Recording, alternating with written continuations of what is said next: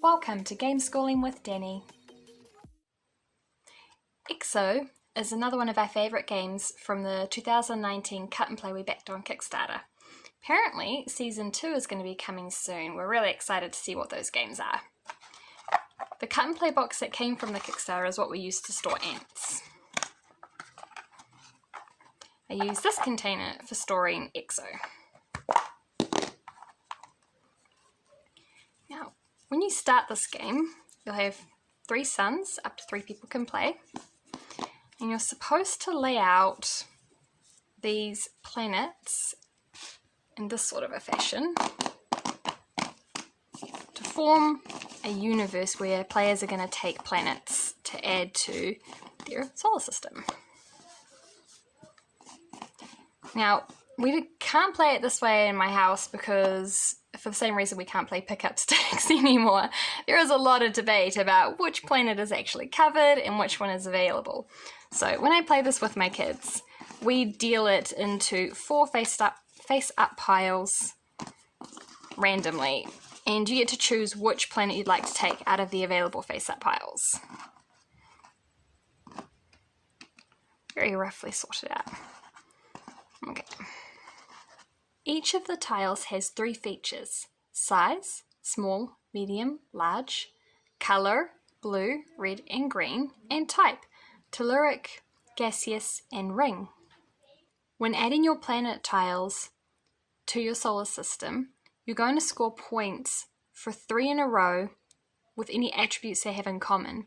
So here you would score 2 points for these 3 if they were in a row together, because they are all green and they are all ring planets.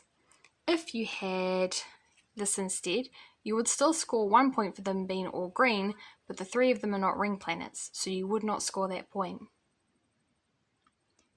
The first player grabs their first planet and places it adjacent to their sun.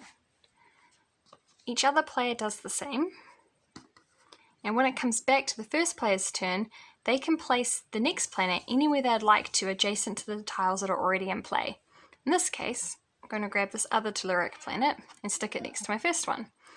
The points that you get are scored either horizontally, vertically, or diagonally, so you can build in any direction in an attempt to try to get 3 in a row with the same attribute.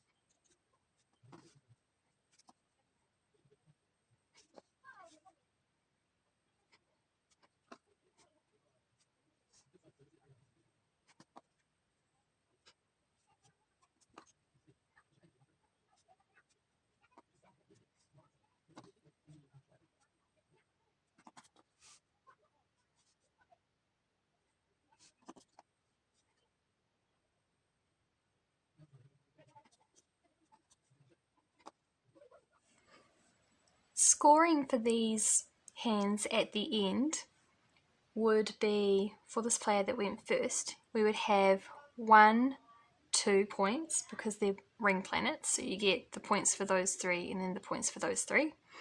These ones are red and they're all telluric planets, so you get 2 points for that row.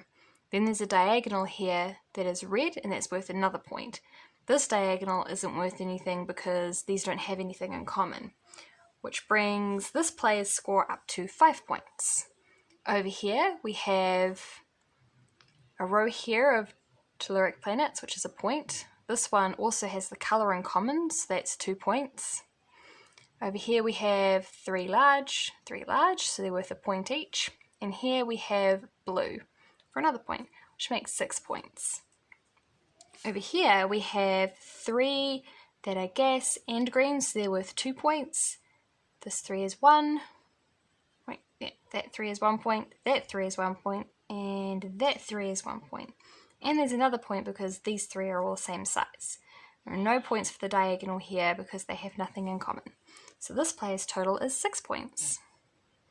In the event of a tie, as in these 2 players have the same score, the player with the most planets adjacent to the sun is the winner, which once again we find ourselves with both of these players having 2 planets adjacent to the sun.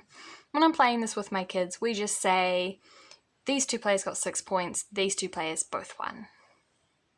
Ants and Exo would be tied for favourites with my kids. I think I prefer Exo a little more because the attributes in the planets remind me a little bit of a card game set. And it's a gorgeous game to look at. The artwork on it is beautiful. And I'm a big fan of tile laying games in general. I highly recommend going and grabbing the file for this game and giving it a go. If you have any questions, please ask them below.